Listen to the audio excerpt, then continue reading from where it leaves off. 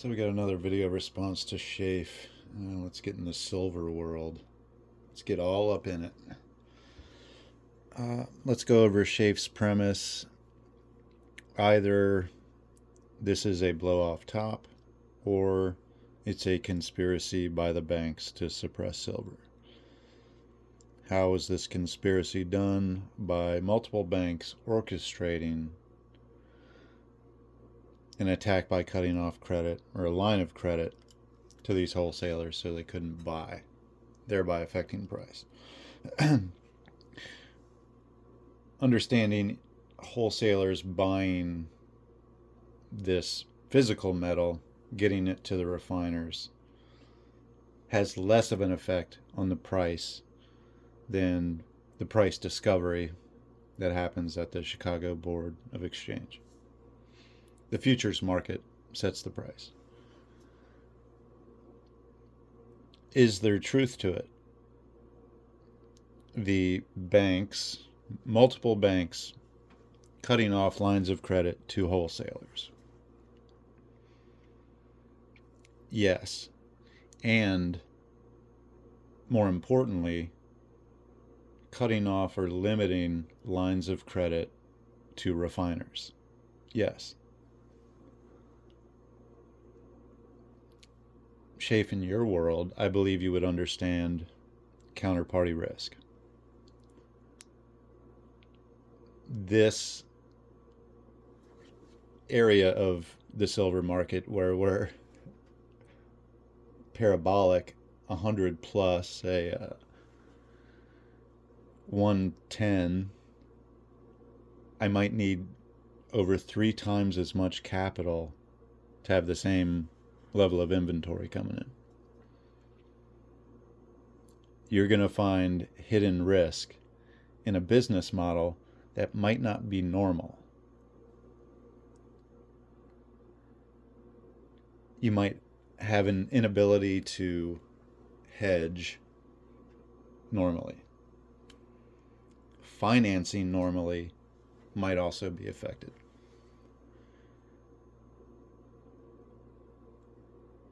On the future side, margin requirements are going to be tighten the fuck down.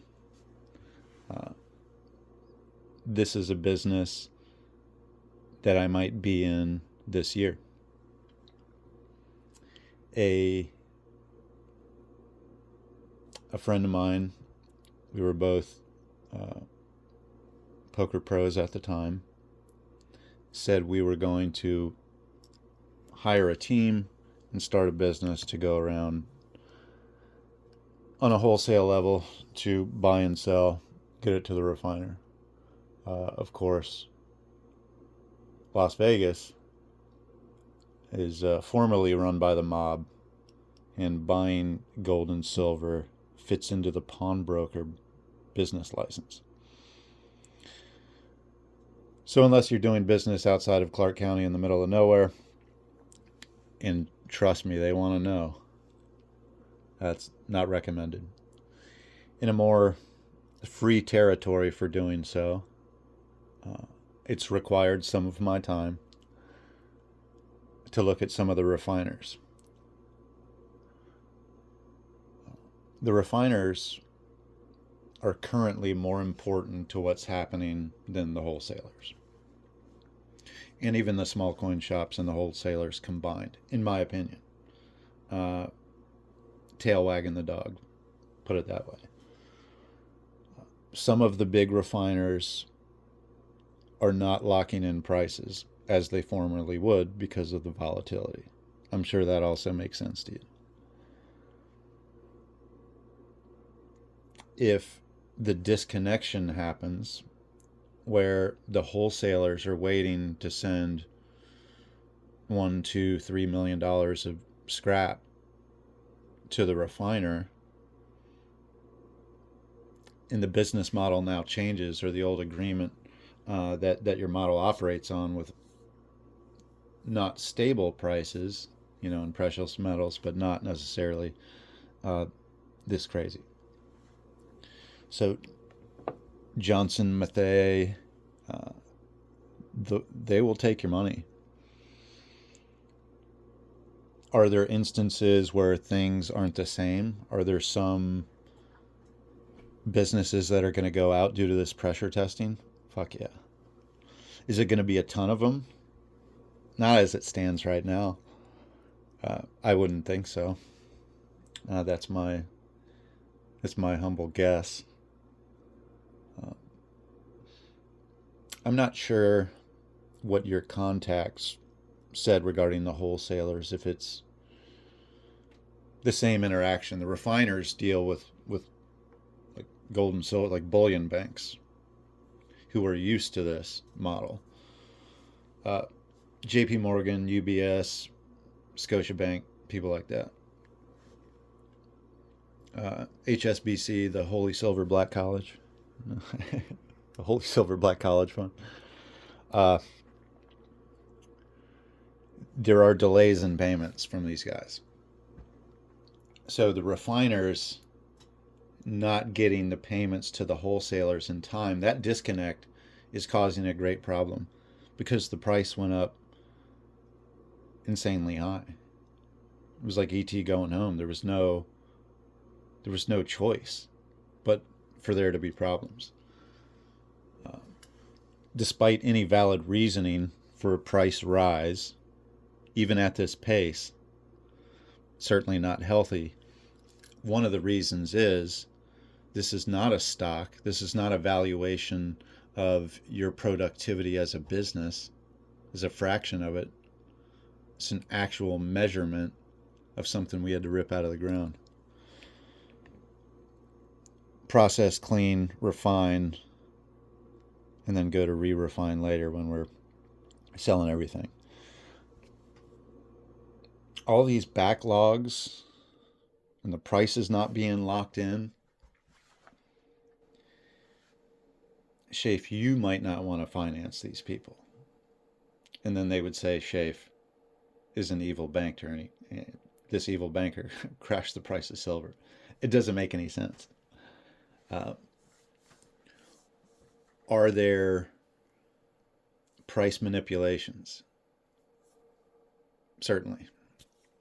Proven in court and beyond that, you can maybe see it in some of the data. It's not a silver to the moon or it's a conspiracy argument. It just went too far too fast. I shot a video, I don't know, a couple days ago.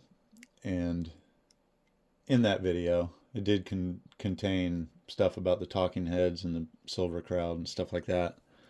I don't recommend any of you people ever say anything to a public audience about buying or selling an asset. Trying to ride out any extra emotional toll outside of the actual investment or move. From Stella Concepts to Silver Futurist, anybody. You're telling a group for your own personal well-being, because you're not an expert, when you bought or sold a certain percentage of an unknown amount of an item. It's like saying, hey, I sold some Apple stock today. There's no value there. And it can serve you negatively. It can make you feel good and make you feel smart every once in a while. You can end up like our Canadian friend Josh Galt. And by the way, there's a bunch of badass Canadians. I've made fun of some or made some Canadian jokes as of recent. I'm not saying Josh is a badass, but in certain ways he is. He specifically would like delete the things where he was completely wrong and then keep the videos where he was right.